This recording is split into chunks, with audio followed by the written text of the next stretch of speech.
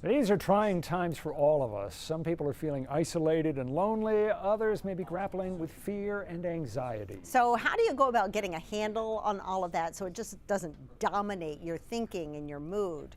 Well, today I spoke with Maine psychiatrist Jeffrey Barkin via Skype on some of the techniques he uses himself to calm down in times of stress. It's normal and natural to feel fear. We need to learn to embrace our fear, but sometimes fear has a way of overcoming us and taking control of our behavior and making things worse. So ultimately what we have to do is we have to be okay handling fear and give ourselves permission to experience fear. Those are two very, very important differences. But we're seeing people particularly with mental illness who are often unable to deal with stress and stressors. And some people are better able to control their stress and their fear than others. I myself enjoy visualization exercises where I think about scenes that I think of as beautiful and familiar. Think about Fort Williams Park and other places that I've been. I like to spend time doing what's called deep muscle relaxation, where you tense your muscles and then release them, and you experience the relaxation of the release. I enjoy doing just deep breathing exercises to slow up, because when we're scared and when we're fearful, our breathing accelerates, our heart races. All of those are physical symptoms, normal symptoms, mind you, of fear and panic.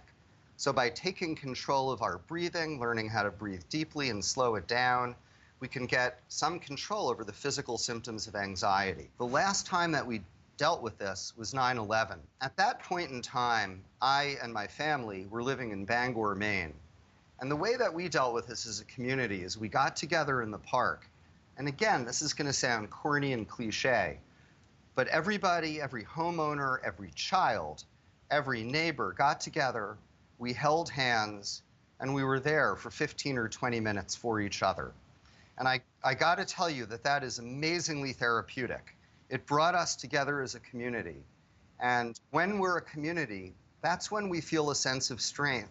And that's typically when our feelings of fear and inappropriate or disabling panic subside. One of the things that we know for sure, that we know for sure, is that loneliness and isolation make everything worse. And in a time of catastrophe and pandemic, that's a catastrophe. We absolutely, as a community, cannot afford isolation and loneliness, and we certainly can't afford divisiveness. Well, we can't gather in the park and hold hands and sing Kumbaya right now.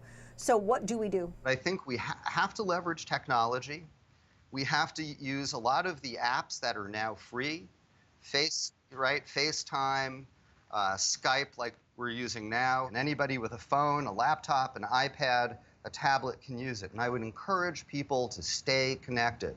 That's the single most important thing to do. Connection is the thing that destroys hopelessness and helplessness.